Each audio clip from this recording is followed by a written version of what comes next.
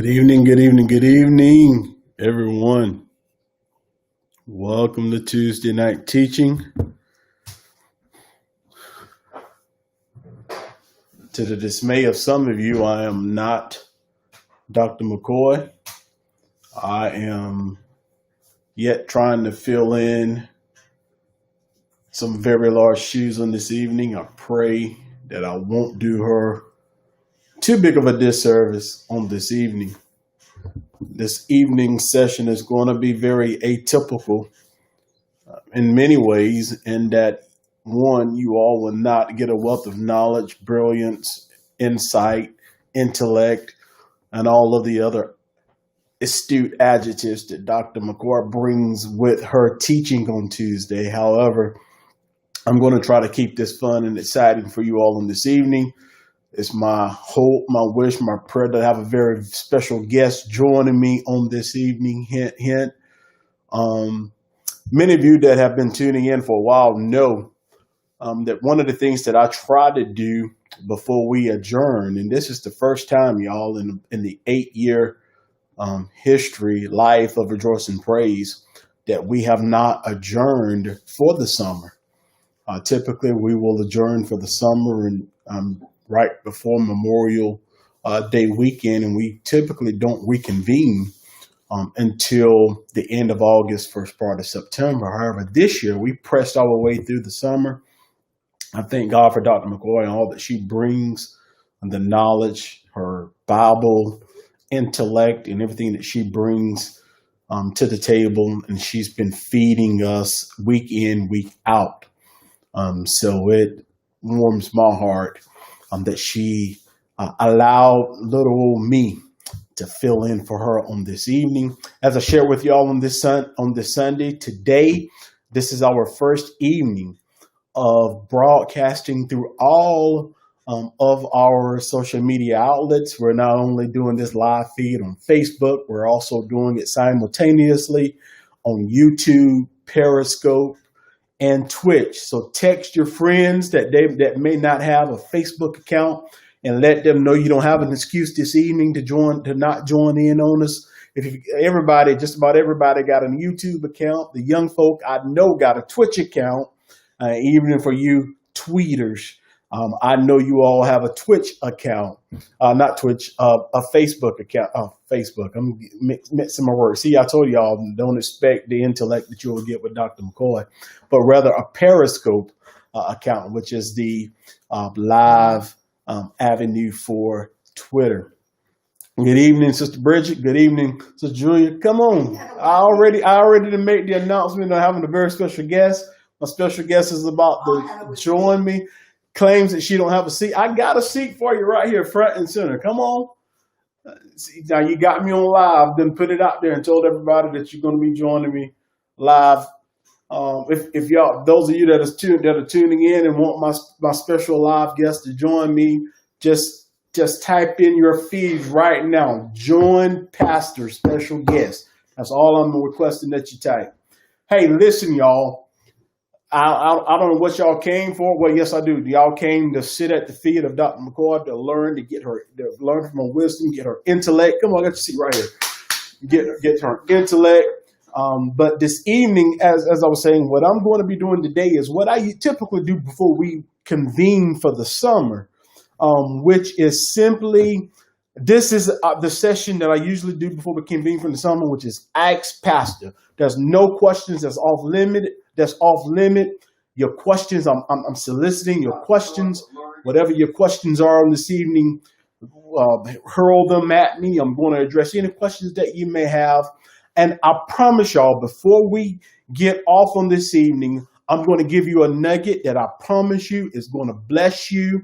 And I need all of you Atlanta Falcons fans that are tuning in to stay tuned in with me until we reach the end. Because I need you Atlanta Falcons fans to help me bring home my closing point for this evening session. And I promise y'all, it's going to bless you. If nothing else I say on this evening will bless you, my closing comment will bless you. I promise. It's been marinating in my spirit for several weeks now, and I can't wait, y'all, to join. Thank you for your obedience, Sister Bridget. Sister Bridget says, join Pastor Special Guest. And those of the rest of you that's tuned in, if you'll follow Sister Bridget's lead and type in join Pastor Special Guest in the feed, in the comment section, let's encourage our special guest for this evening to join in with me, y'all, because I promise you, we having some lighthearted fun on the you join, but they want to see you. They want to see you here on screen. You here, but you ain't here. You ain't on the screen. Come on over. Come on. I got a seat for you right here. Come on, y'all tell her. Put it in the feet. See, thank you, Brother McCoy. Brother McCoy said, join Pastor Special Guest right here. Come on, come on, come on, come on. It ain't Christmas time, but have a seat on Santa's lap. Come on in. I'm embarrassed. Come on, stop playing. You see. Thank you, Sister Smith. Welcome. Hi, everybody. Thank you. Come on, have a seat. We're finna. I need to be again for those of you that are just joining. You're gonna be comfortable. What you talking about? Y'all tell her obedience is better than sacrifice. Come on. Have a seat. Stop playing. I sit there. Just have a seat. Okay, So listen, for those that are just joining us, I got you. You know you like it. For those of you that are just joining us on this evening, welcome my special guest. I've been begging y'all to join in with me on my podcast, other than on our heart to heart that we do, and that's coming back. I want to just share with y'all.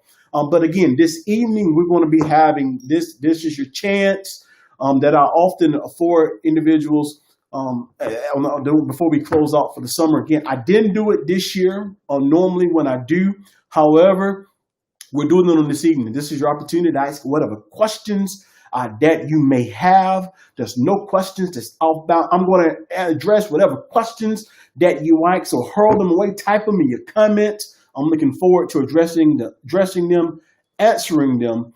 And also, I want to share again for those that I'm not about to drop you. I got you. Again, I want to share. God, sit back down. To share again for those that's just joining us as well. Not only we're broadcasting live this evening on Facebook, but we're also on YouTube. We're also on Periscope. And we're on Twitch as well. So you can, as well as the church's Facebook site. If you go to Facebook, as well as the church's website, if you go to csrarap.org, and at the top of the screen, if you click on live streaming, it will pull us up on live there as well. So those are all of the avenues through which you can join in with us on this evening. And again, I want to, whatever questions you may have, whatever they may be, here's what we're going to do this evening, y'all. There's a couple of things. You're going to come over here and put it right here, Bobby. What I want us to do, I would get up, y'all, but I don't want y'all to see how, have y'all been seeing the memes, the live memes that's been out there, with people half dressed doing their Facebook lives. Those memes, although they're humorous, there's a lot of reality in it. So that's why y'all not seeing me get up to help my better half on this evening. Yeah, I struggle. He should have told me this way ahead of time. It's a surprise for everyone on this evening. I'm gonna make sure I get you in the shot. It's a surprise for everyone. I kept it in my pocket. Didn't want for two reasons primarily. One, I knew if I made the announcement on Sunday that I would be filling in with Dr. McCoy, I was going to lose a lot of folk. So I see on this live stream how many people, and I've just lost some. See, that was my fear on Sunday. I see how many people are tuned in. So trust me, as I see y'all leaving out, I'm going to see. When y'all come in and y'all see it ain't Dr. McCoy and y'all see I ain't got the Rona. You ain't got to respond like that. And y'all see that y'all going to be leaving out. But no, I am watching the number of people that are tuning in right now. So I'm keeping count. I promise you. So listen, y'all, this is what we're going to do today. Again, I ask Pastor whatever questions that you may have. And don't think I'm just doing this to pass time because I didn't prepare. I did prepare something to teach on this evening, but I realized oftentimes, what I was going to teach, what I was going to talk about on this evening, we're going to discuss, going to talk about, go into further discussion about voting, the importance of voting. And I was going to be talking about using from the book of Samuel, the call of Saul as king and how God allowed the people through the democratic process to select and elect their king. And I was going to go into detail about although God kind of took offense by the nation of Israel's desire to have a king like other nations because he was the sovereign king of the nation. And I was going to go into detail. Even though he took offense, he still left it up to them through the democratic process of picking and choosing the king that they desired. I was going to go into detail and talk about historical analysis and the theological perspectives of all of that. And I was like, you know what? It ain't time to get that deep. What we need to do is I need to hear from y'all because y'all been hearing from us for ever since the middle of March. And so I need to hear from y'all. I need to hear from you all any questions that you may have, any ideas that you may have in terms of content that you want to bring before you as we go forward and what have you. And again, I promise you, I'm going to give you a deep nugget before we leave. Atlanta Falcon fans, I don't need y'all to go nowhere. I promise you, I need y'all to help me close this thing out this evening because I know if nobody else going to give me a shout this evening, my Atlanta Falcons fans gonna shout us. What you getting? You coming back, right, special guest? Okay, so come on, y'all.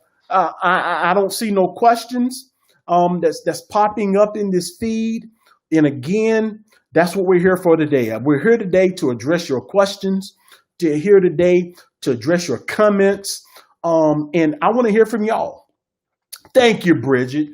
Bridget, I knew you would come through for me. Bridget said, is there anything troubling you with the upcoming election? Yes, there are several things, Bridget. And actually, I can take the rest of this evening's live broadcast to address that question. I think one of the things that's troubling me most is this sense of ambivalence that I'm getting from a lot of individuals that's saying, we don't care for neither of the choices, so we ain't gonna vote for nobody. So that's what's troubling me, that we're going to continue down this path of ambivalence towards our choices, and people ain't going to turn out the vote and express their vote. Listen, y'all, I'm with y'all in that I ain't really feeling it. But here's the thing that I have to remind myself of.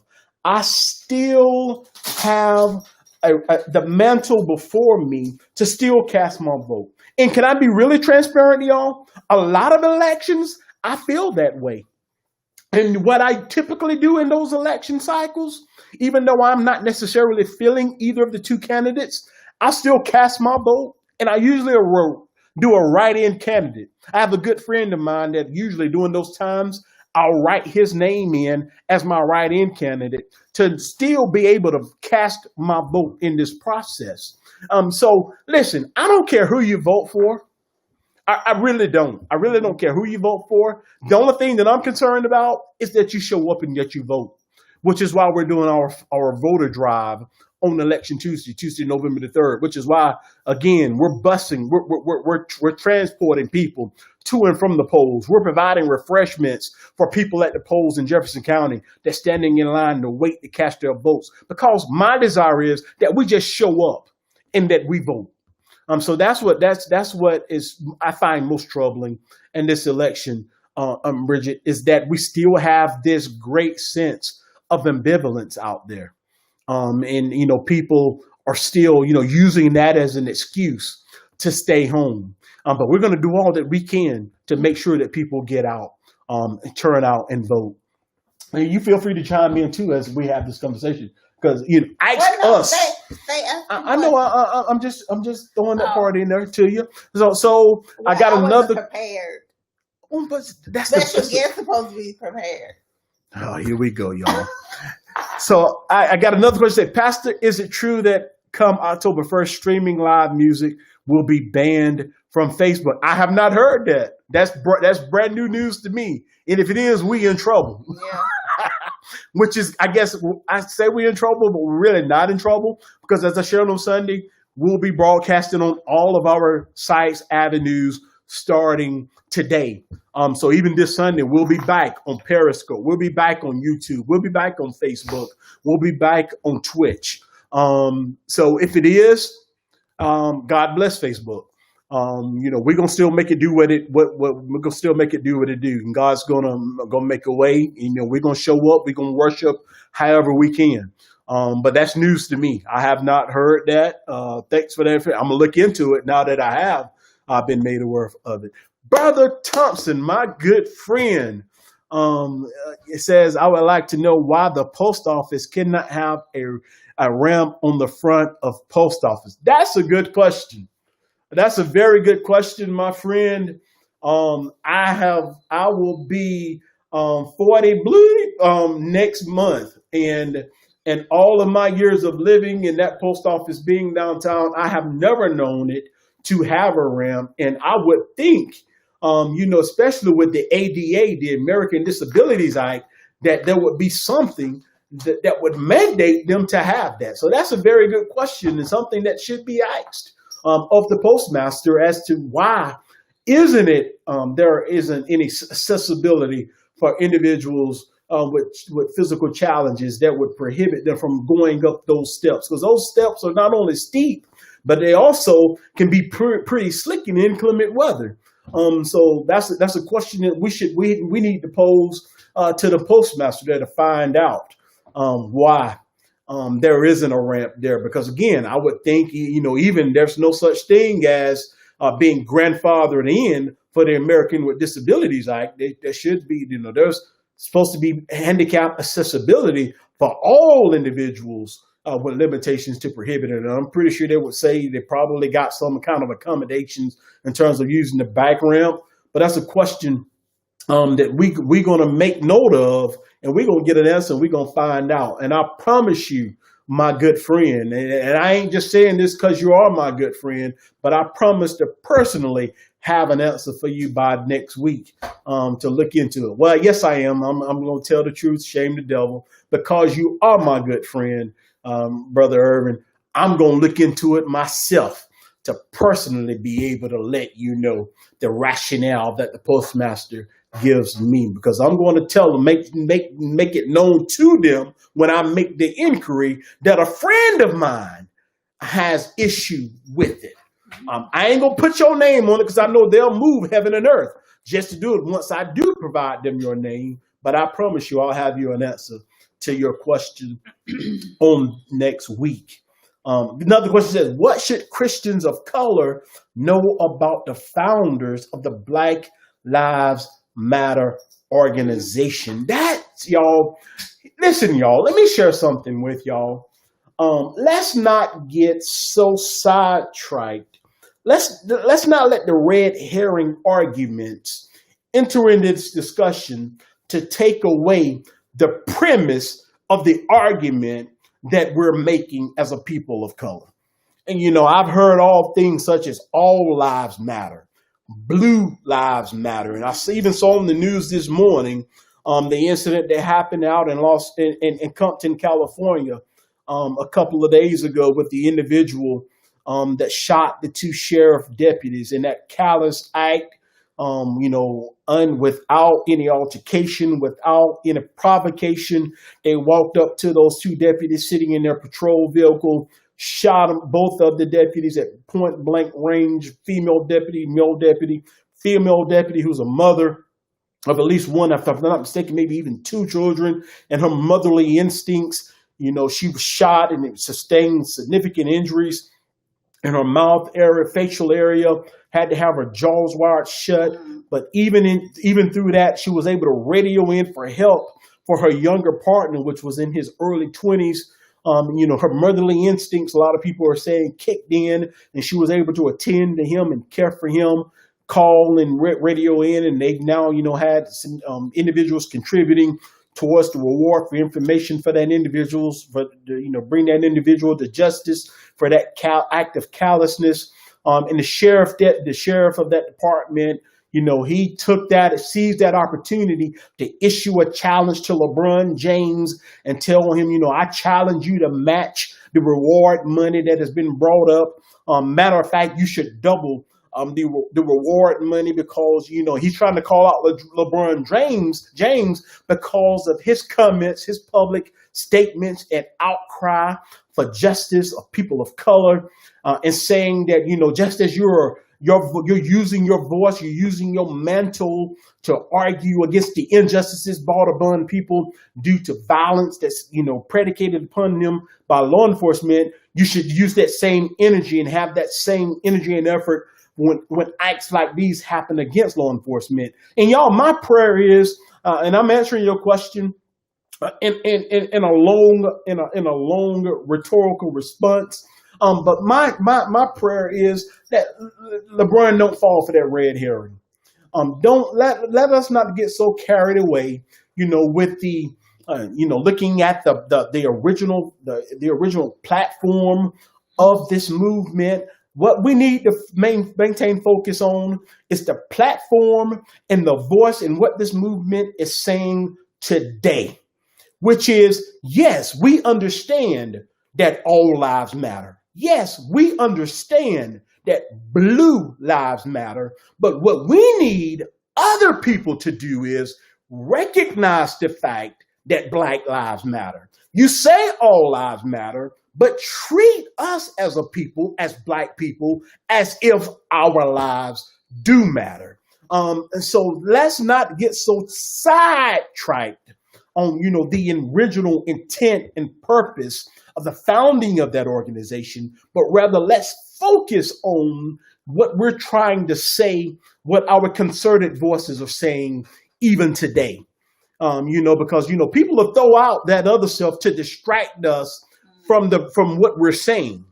And what always happened, pay close attention, y'all. What always happened, even in this most recent incident with the individual in Rochester, New York, the individual that was suffocated by the police officers, when his brother called 911 and said that he was acting delusional, he was naked and speaking out of his mind. And we know, those of us who've been following the news, we know what happened. But pay attention to what they'll do every time. We'll still criminalize the victim to take away from the underlying outcry that's being made. Has no different what his past was. What we want you to take note of is what happened to him now. Don't bring up, let's not criminalize his actions, because if all of us is honest, none of us want to be put under the microscope. None of us want our lives to be put under the microscope and people to hone in and focus on all of our shortcomings. Because even in our best day, and I did say our best day, we still got some mess ups. So, to answer that question, now give you an answer to that question, what I would say is what we should know is we first should know about our history as a people and realize that that's been the thing from us. That has been the thing that's been used against us ever since we landed on these here shores of these yet to be United States of America. Is that, we get so caught up in focusing on our differences. We get so caught up in that crabs in the barrel mentality that we lose sight of the grander picture. So what we've got to do a better job is keeping our eyes focused on what matters most, which is what the outcry of our voice is saying. And the outcry of our voice is saying, treat us like our lives matter. Don't tell me all lives matter when you see one of us die senselessly, and then you try to, justify it by saying, well, he did this or she did that.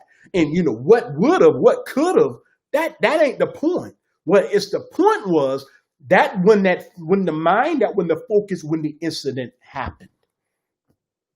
Did I answer your question? If I didn't come back with a rebuttal and tell me to clarify my statements further, I'm assuming that question was from Dr. McCoy. So I see Brother McCoy says we have something to think about. One side lies, the other side kills babies. Man, see, I ain't even going into that whole, because that right there is again, one of my biggest things, especially with my evangelical brothers, is, they so pro-life, during the gestational period of life. What happens after we're born? Where's your outcry? You have such a great outcry when our women, for whatever reasons, may abort a life before it's born. But where's that same passion, that same outcry when someone snuffs out a life after it's born for senseless acts of violence? So there's a whole lot of hypocrisy, not just there, but we all have a whole lot of hypocrisy, period, point blank. And especially when it comes to us trying to put degrees on our levels of sin, and it starts at a young age when, he's just telling, or he or she is just telling a little white lie. What's a little white lie? I ain't seen one of them yet. A lie is a lie. They all stink in the nostrils of God. So, I think, for us, what we have to do a better job is keeping the focus on where the focus needs to be kept. Y'all asking some great questions. Keep them coming. These are, again, here's what I want to hear from you all today. I want questions such as the ones that you are asking, questions to make us ponder, questions to make us think. And I also want to hear from you all in terms of your comments, in terms of what are some content that you would like us to address in live sessions coming forward. Whether it's, Dr. McCoy's teaching on Tuesday night teaching, whenever she allows me to humbly fill in, us addressing those issues, those subjects, even on preaching on Sundays. And, I'm always open. And let me share this with y'all as I'm waiting on my next set of questions to come forth. Can I let y'all in on a secret? I'm being you. I'm sorry. Can I let y'all in on a secret on where I get most of my sermon topics from? Conversations that I have with individuals throughout the week. In my conversations with individuals that I encounter throughout the week, in my discussions, my interactions with them, a lot of the sermon topics that I get comes from those discussions. Because one of the things that I believe in addressing real issues that we face on a daily basis. But I'm also cognizant of the fact that there's some issues that we ain't ready to really talk about. We're really ready to discuss it. And my prayer is, because I have to realize that, a lot of people ain't as transparent as me. Many of you know my life is an open book. I'll tell you. Yeah, all you got to do is ask me and I'm going to give it to you. Unfiltered, period, point blank. Because I see that there's value in my story. There's value in all of our story. So what I have realized, though, and I use this with someone today, and this going to make some of y'all laugh, but there's a lot of truth in this. With us, a lot of the stuff that we don't want to hear, what we don't want to face, it's kind of like what COVID-19 has helped some of us realize. Some of us been walking around for a long time, not realizing we had bad breath. And what these masks have made us realize, a lot of us realize in COVID-19, it's funny. Like I said, it's funny, but it's true. What COVID-19 has helped a lot of us realize is that our breath don't smell as good as we thought it did. And so a lot of us, no, I ain't saying your breath stink. What I'm saying is, but my point is, for a lot of us, we have been offensive and not knowing we've been offensive. But now that we're offensive to ourselves because we're facing what other people have been facing for so long, now the reality is literally slapping us in our face, making us come to realize it. And that's what a lot of us don't really want to address. What everybody else see but we remain, I ain't gonna say we remain ignorant of, we keep it in the shadows of our life because we don't want to face it. But COVID-19 is making us face some of that funk in our lives. And so what I pray that we've learned from that, and I use that funny scenario for some of us to help us realize is, here's the thing, y'all. Even if we have fooled some people and they haven't realized it, the stench has always been there for God. And whom else should it matter most to? So what I'm saying is, in order for us to really help ourselves, we got to learn to face those things that we don't want to face. That's all I'm trying to say. So come on, y'all, give me your questions. Your comments in terms of content that you're interested in hearing, content that you're wanting us to broach, have a discussion about. That's what we're doing today. Today, like I said, is, hey, ask the pastor whatever it is that you want to ask. Now, notice I said ask the pastor. Now, just don't. You can ask her, but I'm gonna filter it. Don't try to ask her questions about me. I'm gonna filter it. I'm just saying. I'm just joking, y'all. I'm just joking. You got questions? For you? Yeah. Yeah. What, come on, sermons? Any question? There's no any question. Okay. What is your favorite sermon?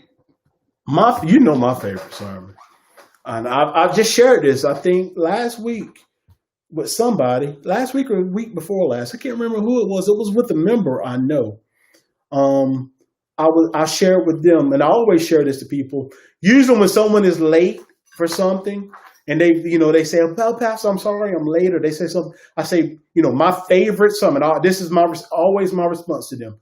That just reminds me of my favorite sermon. My favorite sermon is a sermon that I preached. I guess it's been at least 5 years ago now, entitled "Better Late Than Never." That's my favorite sermon, y'all. That sermon still ministers to me even today. So that would be my favorite. Better late than never. What can we do to turn this self-hatred young black men seem to have towards others?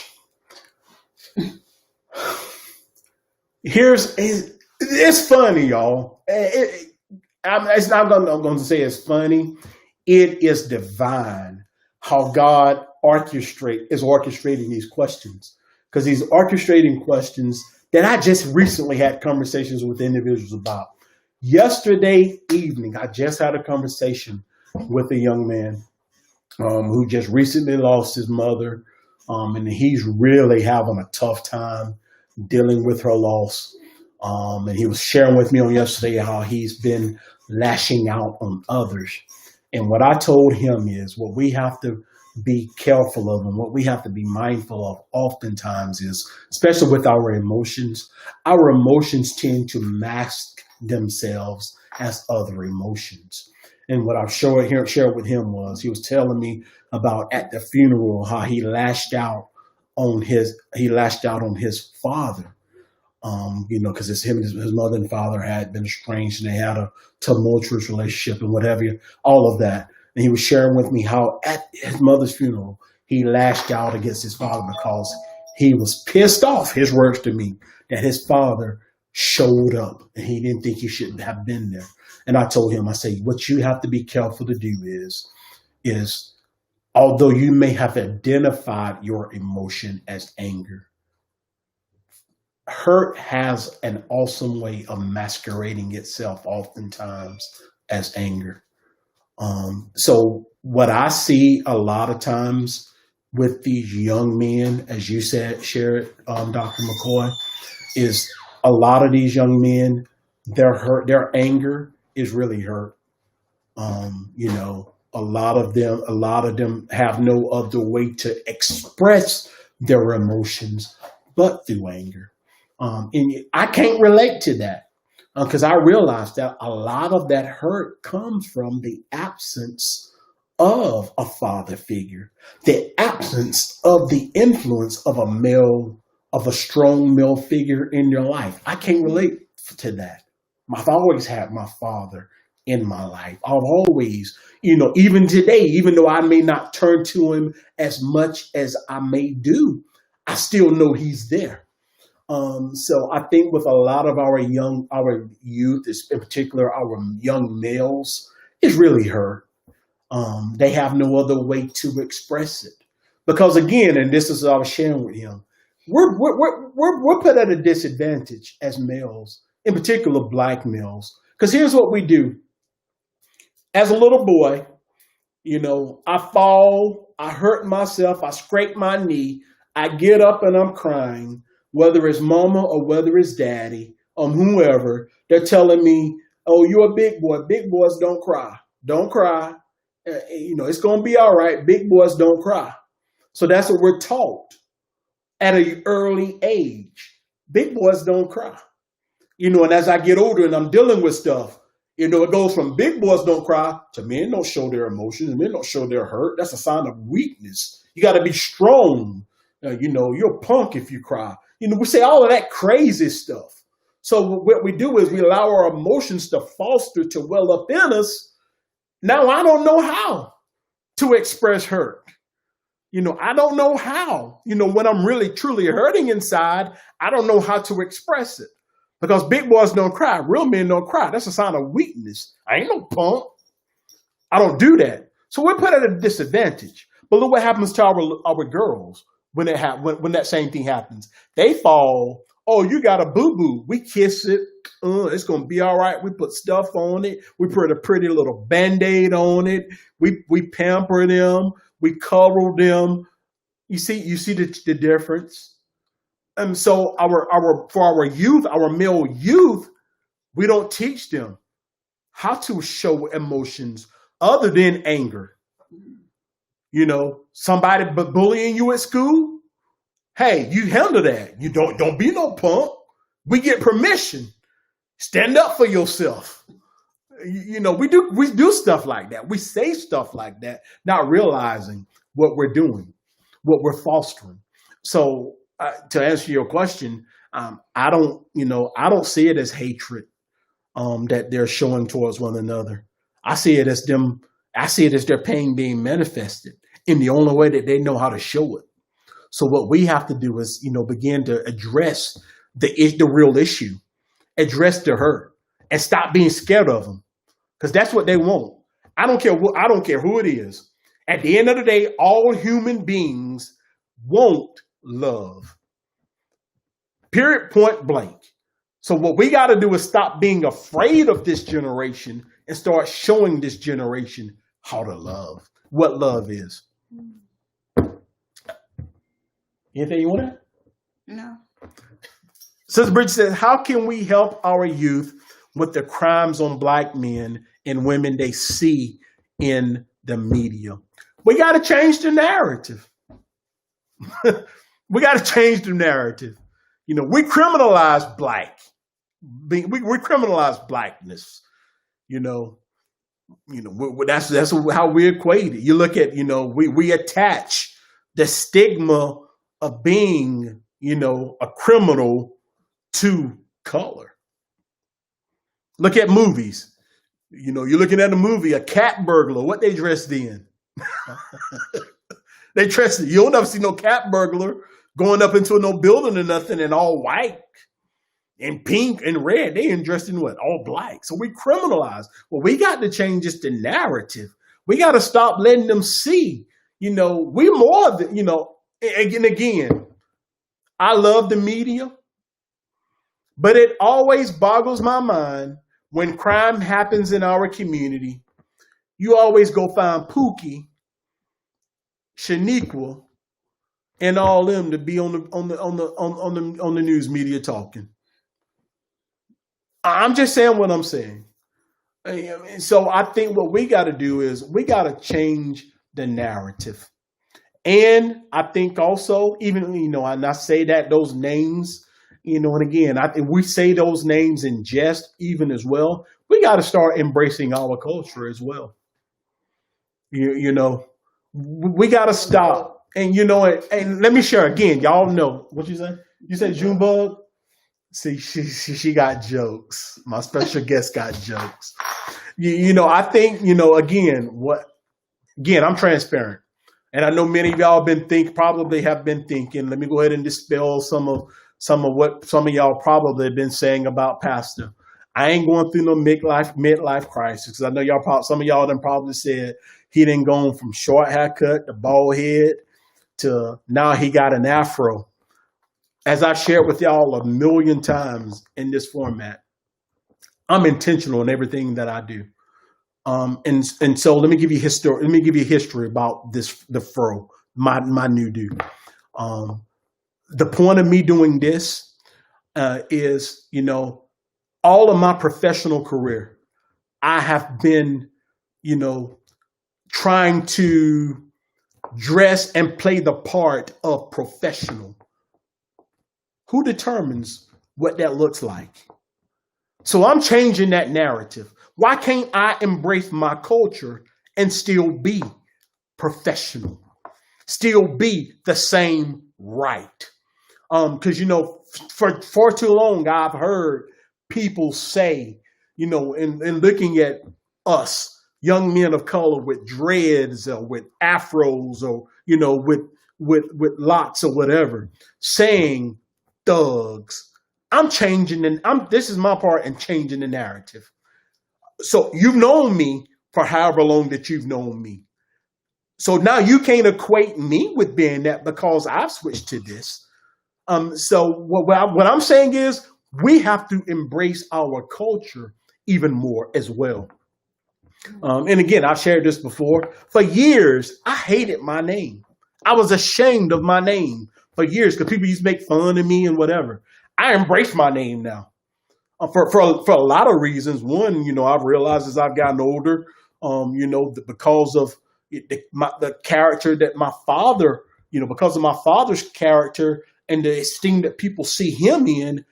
For me, my name is a symbolism of pride.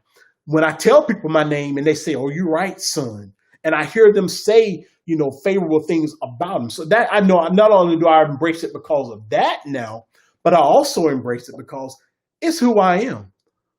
It's who we are as a people. Who's to say Elizabeth ain't a funny name or Catherine ain't a funny name? Why we got to make fun of? So we got to do a better job in embracing who we are as well.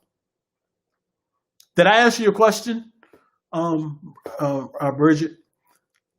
Come on, y'all. These are some good questions, y'all. I love doing this. People that know me, I know you know. I'm off the cuff. For me, I like, He likes the debate. I don't like, well, yes, I do. Yes. I ain't gonna lie. I do. I really did. I think I was gonna say I really did miss my calling. My calling is preaching. But I think also my professional calling was also law. I love, she's right. I do love debating. Oftentimes, and I'm about to tell on myself in front of her. So y'all ain't got to run and tell her this. I love oftentimes to even start arguments with her just to, have that debate. And still be talking when I'm quiet. It's see, now you have to chime in.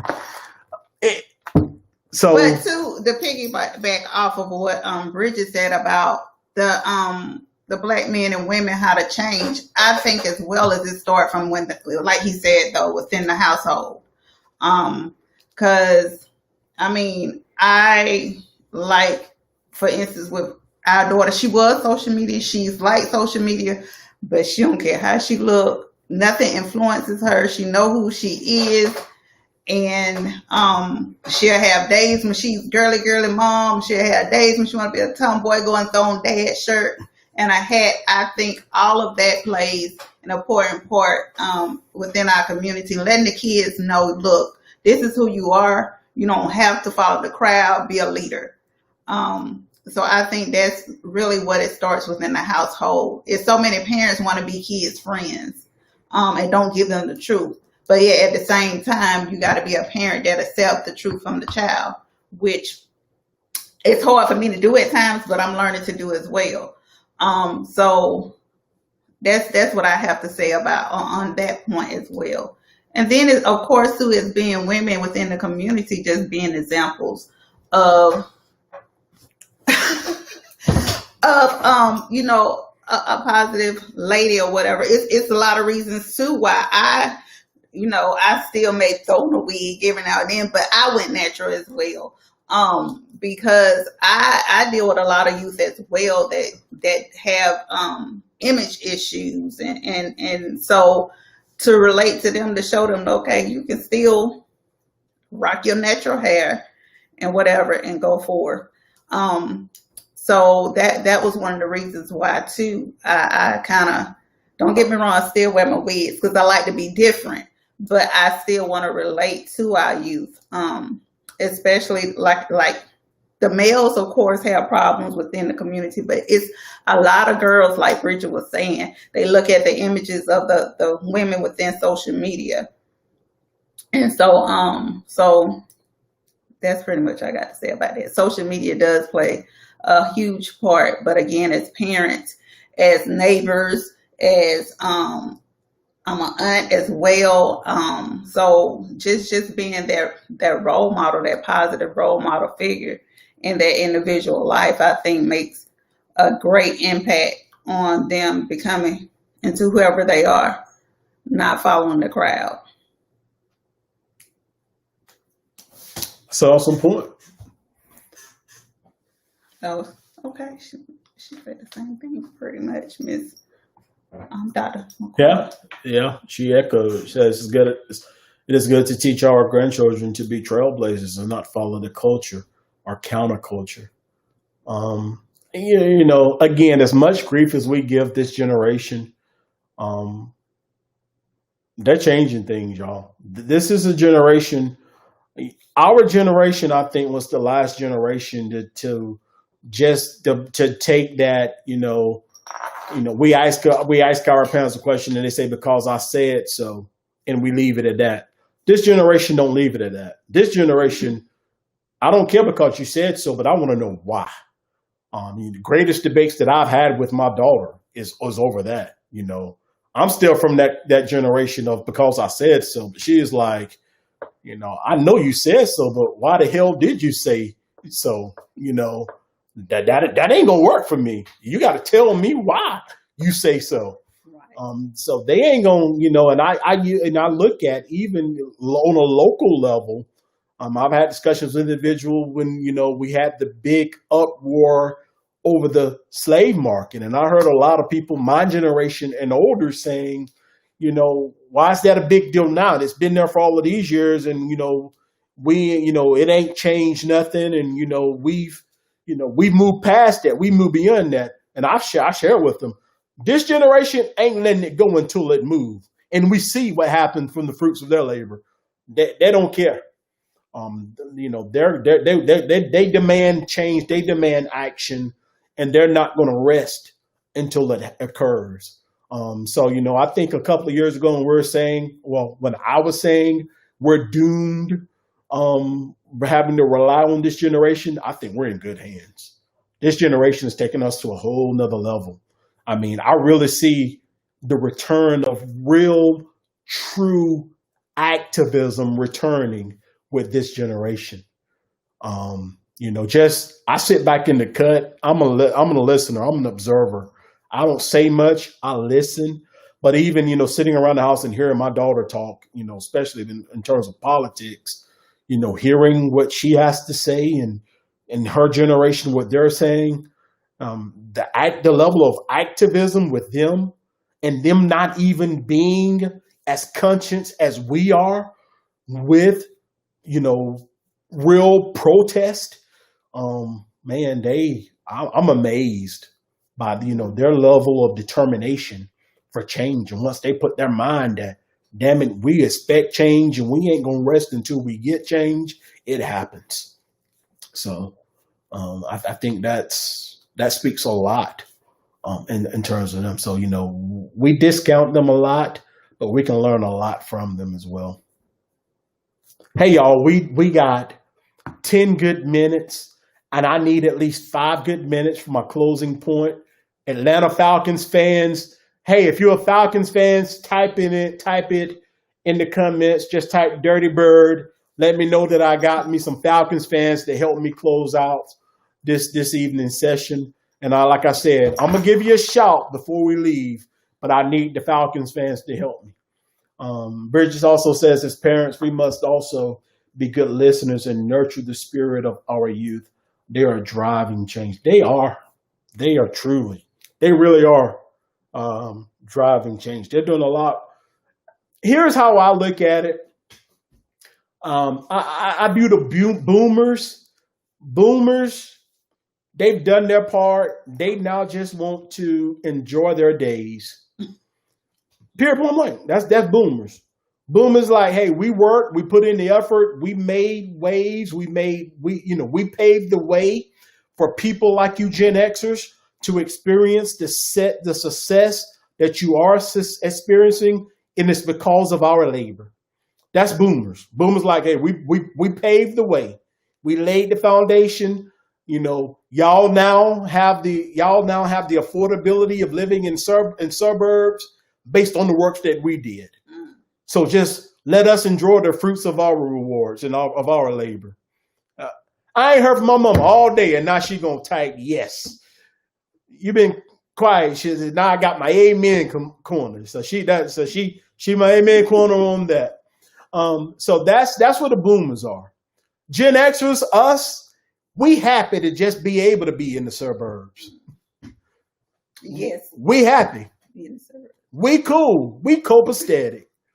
And again, I'm being another transparent moment. # transparency.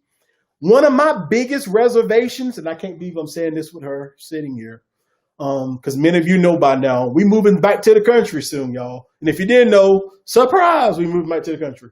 One of my biggest reservations of moving back to the country is the fact that ain't no delivery restaurants down there. That troubles me. It's only that. Yeah. I like being able to go online, order delivery. If y'all didn't hear the doorbell ring about 15 minutes ago, yeah, we had dinner delivered since we've been on here. I like that. We come to the country, I ain't got that no more. But we got mom and mother. Hey, she said it, mama. She said it, Mama Vicky. So what I'm hearing her say is the kitchen.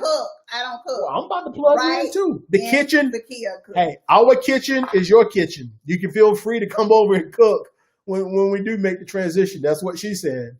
Hey, house is open as long as you cook. You welcome. I'm gonna probably get a text or a call about that comment. But that's my biggest reservation. That's what That's what the boomers. That's what the Gen Xers. That's what we're content with. We love the accoutrements of our lifestyle. We good. We ain't got much to complain. We make snide comments about, when stuff happens, well, just do what they say. And, and other stuff like that, because we're in the cozy confines of our suburban community and we ain't truly been affected. We ain't truly been affected and impacted by what a lot of our sisters and brothers be impacted by. That's where Gen Xers are. These millennials and these Gen Zs, they all about being socially responsible, because this is the social media age. They're on top of it. Something is happening in China, in Asia, in Europe, Africa, abroad. It's affecting them even here in the U.S. They truly have a global conscience. Period, point blank.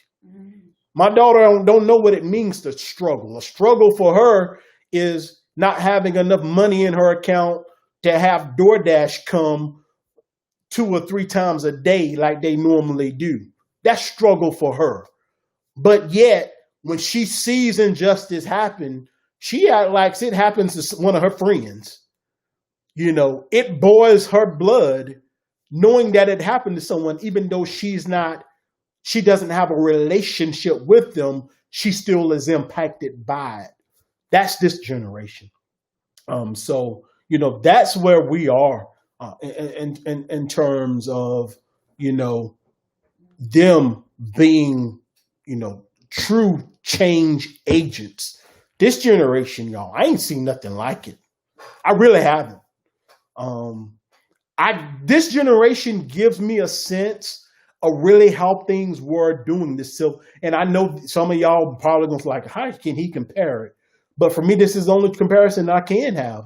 This gives me a sense of how things were at the birth of the civil rights movement, because they look and see things going on culturally, and they're like, "Oh no, this ain't going. We ain't standing for this. This ain't gonna happen."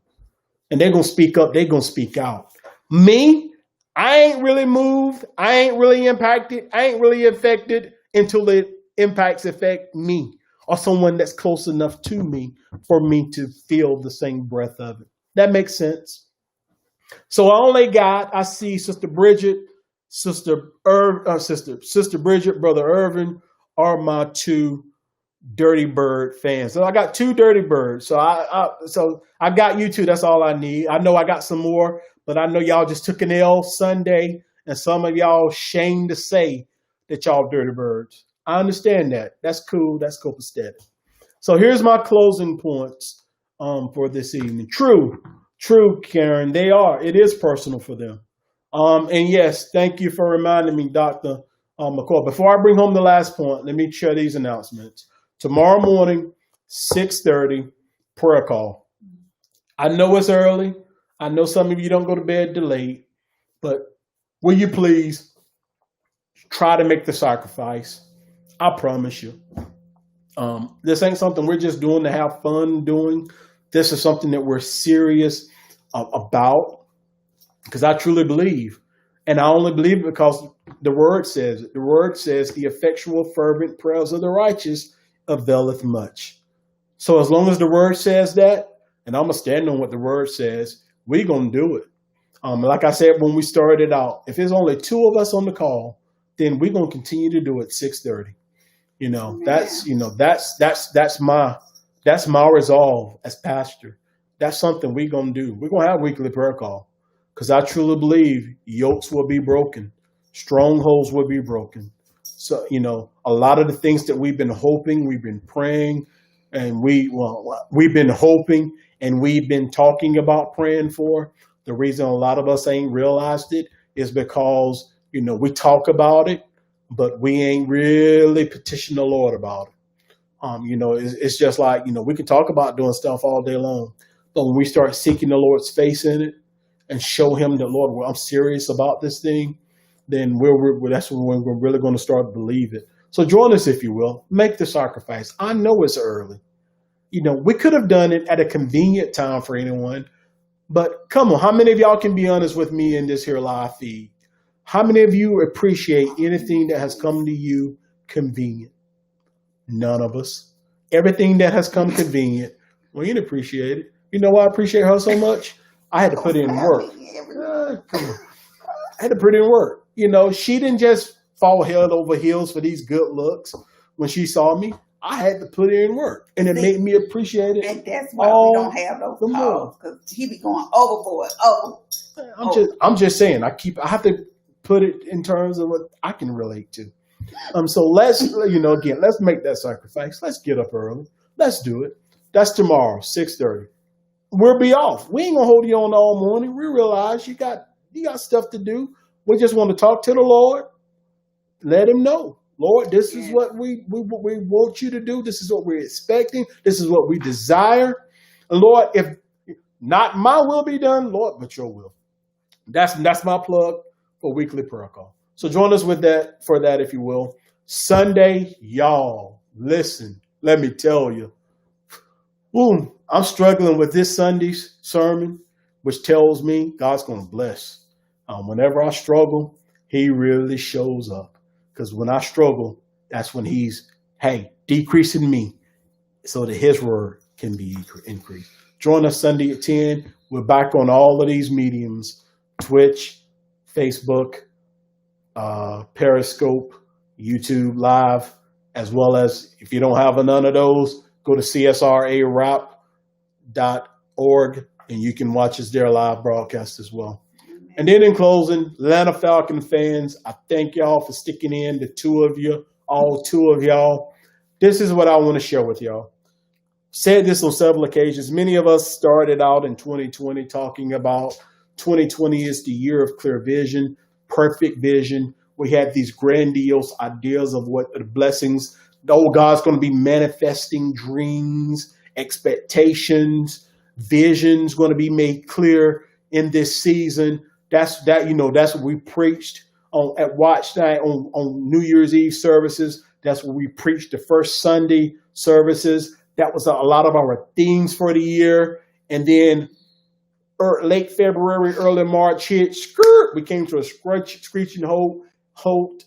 And now everybody's talking about 2020 is just a year we can't wait to be over.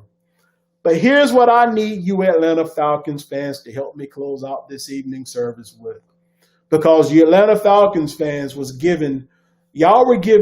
didn't know it, but y'all should know it by now. Y'all were giving a bird's eye view of 2020 just a few short years ago in Super Bowl. Y'all were up 28-0 at halftime on the New England Patriots.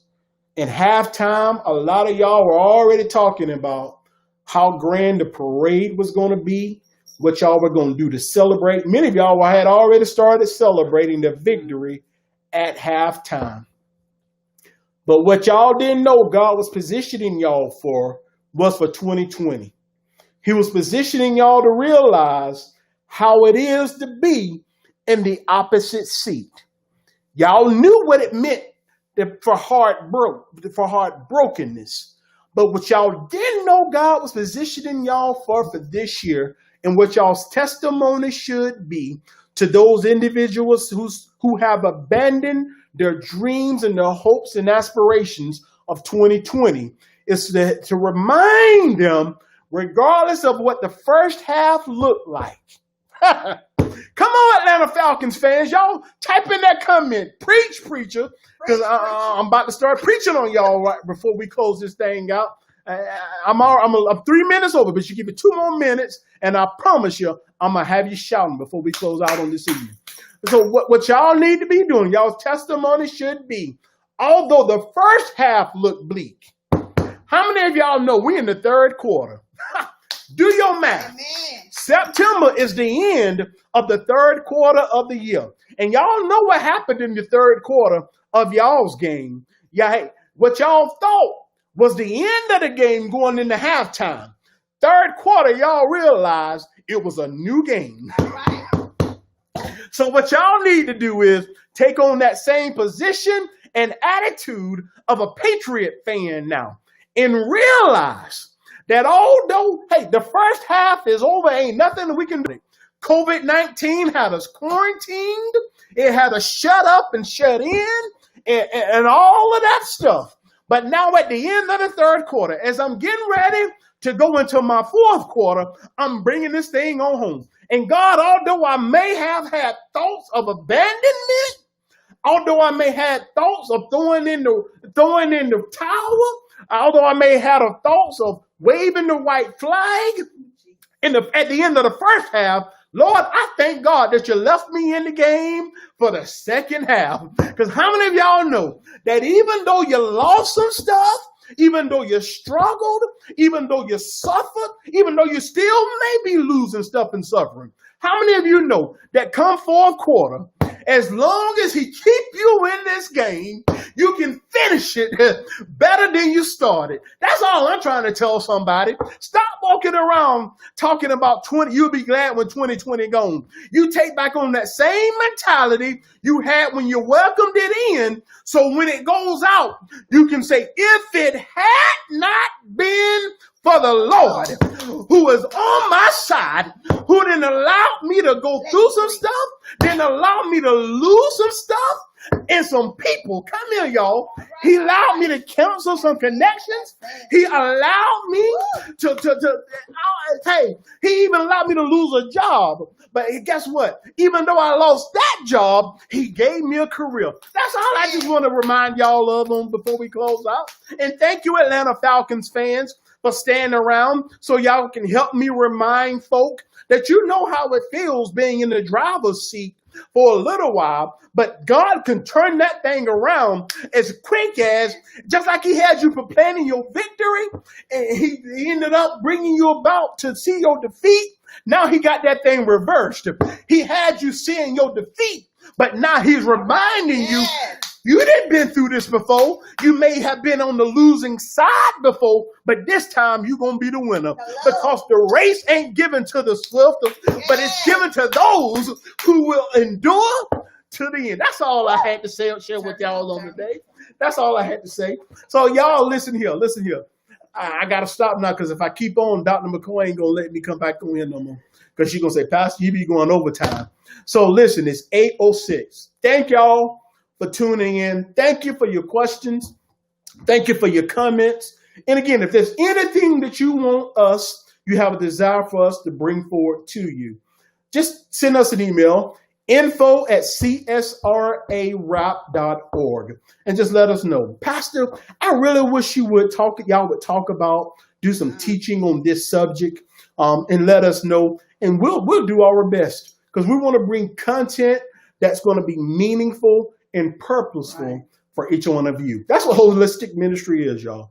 Thank you. I see my other good friend, y'all, Sister Mary on here. I don't know you on here, Sister Mary. My peace. How you doing, Sister Mary? I had to. Y'all know I love all y'all, but Sister Mary, Sister Smith, my good friend, Brother Thompson. Y'all, I know if I got them three, I got me a good amen corner right then and there. Period, point blank. I love all of y'all. But them I know them my amen corner. Y'all be blessed. Thank again to my special guest for joining me on today. Thank you, sweetie. Hey, my dinner's getting cold.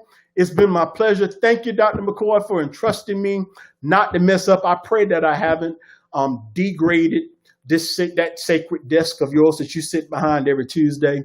Y'all, tune in on Sunday. I promise you, you will be blessed. We love you. Peace. Hey, yeah. Y'all see that? She had to remind me. This is my beacon. She reminds me. Let's pray. Forgive the preacher. I got excited. I got caught up in the moment. Y'all see how she do. See how she do. She just gave me whiplash, y'all. Y'all gonna see me with a neck collar on. Let's pray. Lord our Father, we thank you. Thank you for this opportunity to share with one another. Lord, we thank you for the gift of laughter. Lord, we thank you for allowing it to give us a fresh spirit, for renewing our spirit. We thank you, Lord, for your word. Thank you for reminding us on today, Lord, that it matters not how we start out, but rather, Lord, what matters most is how we finish the race. Give us a mindset, Lord, to endure until the end. Lord, I pray that you continue to bless us, that you continue to allow our minds to be renewed, our spirit on a daily basis. Lord, give us the consciousness, give us the forethought and the mindset, the heart, Lord, for people, the passion for people, Lord, so that we'll be more attentive to the needs, Lord, of those who are not only absent and depart of you, but Lord, even for one another. Allow us to continue to encourage one another, Lord, because iron sharpens iron, as does the countenance of man. Bless us and keep us, Lord, and we thank you for this meal that we're about to receive. Use it, Lord, for the blessing of our spirit. In Jesus' name we pray. In Jesus' name. Amen. Hey, y'all. Amen. Be blessed. I love you. Good night. Take care. Have a great week.